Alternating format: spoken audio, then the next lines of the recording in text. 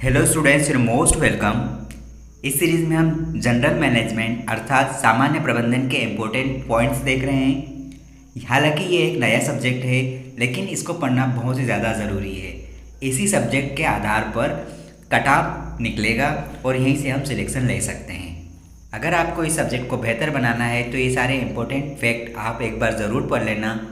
ये लगभग 10,000 important one liner के अकॉर्डिंग लगभग पूरा का पूरा सामान्य प्रबंधन कंप्लीट करेगा। जहाँ पर प्रबंध का कौशल उच्च स्तर का होता है, वहाँ क्या संभावना बनती है?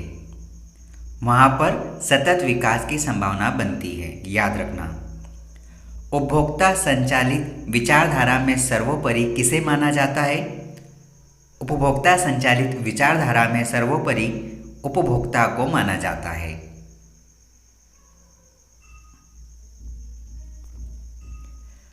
नौकरशाही सिद्धांत का प्रतिपादन किसने किया?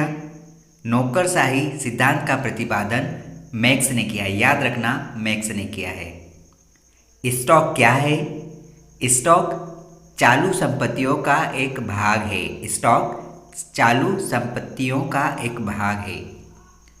उत्तरदायित्व और प्राधिकार में संतुलन क्यों आवश्यक है? संगठन के उद्देश्यों की प्राप्ति के लिए उत्तरदायित्व और प्राधिकार की संतुलन की आवश्यकता होती है।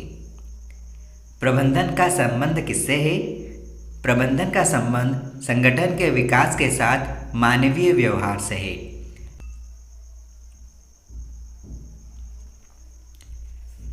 ख्याति क्या है?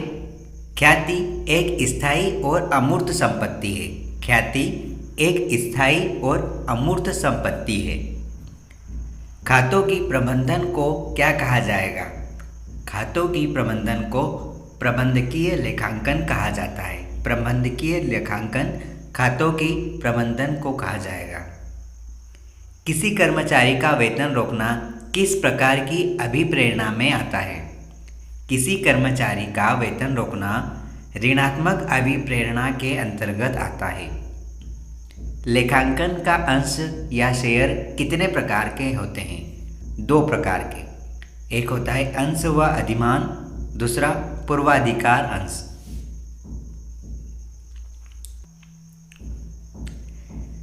प्रशासन के ढांचे का निर्माण किस प्रकार की प्रशासन के ढांचे का निर्माण किस प्रकार की प्रणाली द्वारा होता है? पदसोपान प्रणाली के द्वारा। प्रशासन के ढांचे का निर्माण पदसोपान प्रणाली के माध्यम से होता है। उर्बिक के अनुसार संगठन के कितने सिद्धांत हैं? याद रखना, उर्बिक के अनुसार संगठन के कुल 8 सिद्धांत दिए गए हैं। 8 सिद्धांत। लूथर गुलिक के अनुसार संगठन के कितने सिद्धांत हैं? लूथर गुलिक के अनुसार संगठन के 10 सिद्धांत हैं। 10 सिद्धांत। किसी लक्ष्य अथवा लक्ष्यों के समूह की ओर निर्देशित क्रियाओं में संतुलन बनाए रखना क्या कहलाता है? किसी लक्ष्य अथवा लक्ष्यों के समूह की ओर निर्देशित क्रियाओं में संतुलन बनाए रखना नियंत्रण कहलाता है। नियंत्रण। सामाजिक मनोवैज्ञानिक संगठन किस प्रकार के संगठन है? सामाजिक मनोवैज्ञानिक संगठन अनौपचारिक संगठन के क्षेत्र में आते हैं। रचनात्मक कार्यात्मक संगठन किस प्रकार के संगठन के भाग हैं? औपचारिक संगठन के भाग है। औपचारिक संगठन। संगठन का अर्थ कर्मचारियों की व्यवस्था करना ताकि कार्य और उत्तरदायित्व के उचित विभाजन द्वारा निर्धारित उद्देश्यों को सरलतापूर्वक प्राप्त किया जा सके।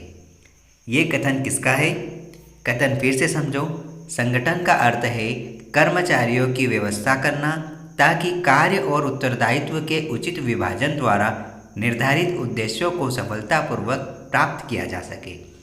ये कथन है जॉन एम गॉस का। जॉन एम गॉस का। नकारात्मक अभिक्रिया का उद्देश्य क्या है? भय से अभिप्रेरित करना। भय से अभिप्रेरित करना। प्रबंधकीय कार्यों की सफलता कुशल संचार पर निर्भर करती है। यह कथन किसका है?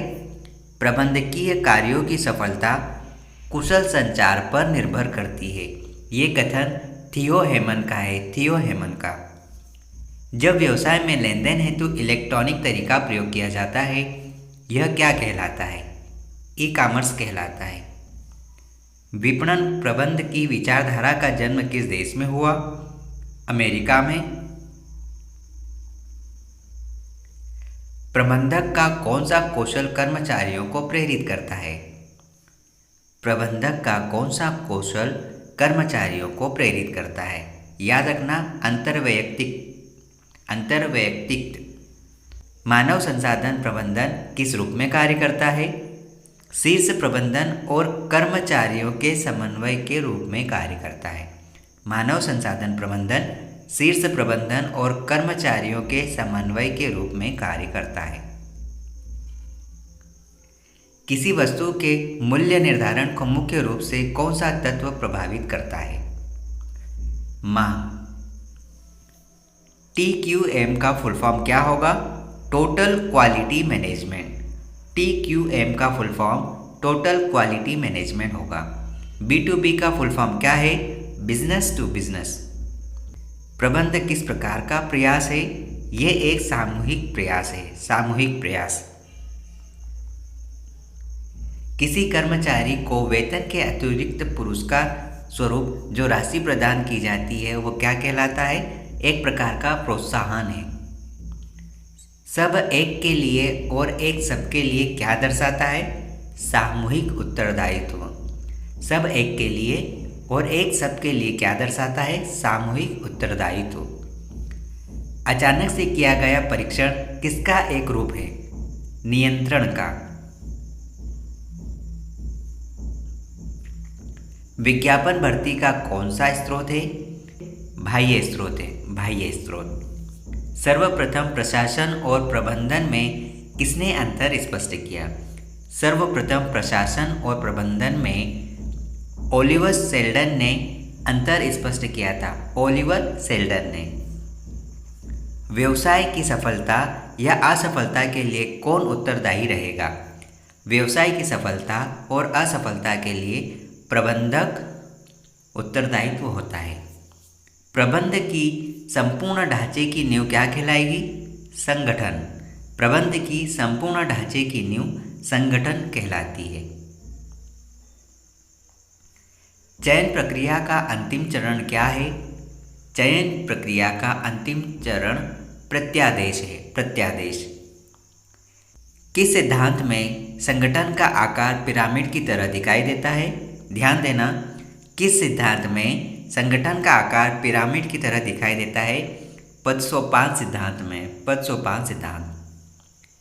जब संस्था की भविष्य में आय निश्चित या नियमित हो तब क्या निर्गमित किया जाएगा? ऋण पत्र या बॉन्ड? ऋण पत्र या बॉन्ड निश्चित किया जाएगा, निर्गमित किया जाएगा। यह देखना कि कार्य योजना के अनुसार चल रहा है या नहीं किसका कार्य है? ये नियंत्रक का कार्य है। राष्ट्रीय हित के स्थान पर स्थानीय हित किस व्यवस्था को दर्शाएगा? विकेंद्रीकृत व्यवस्था को दर्शाएगा। भविष्य की क्रिया का वर्तमान में अनुमान लगाना क्या कहलाएगा? भविष्य की क्रिया का वर्तमान में अनुमान लगाना एक प्रकार का नियोजन कहलाता है। क्रियात्मक फोरमैनशिप का सिद्धांत किसने दिया? क्रियात्मक फोरमैनशिप का सिद्धांत टेलर ने दिया।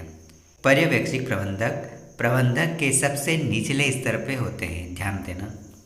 पर्यवेक्षक प्रबंधकों को अन्य किस नाम से जाना जाएगा? प्रथम श्रेणी प्रबंधक, प्रथम श्रेणी प्रबंधक कहा जाएगा।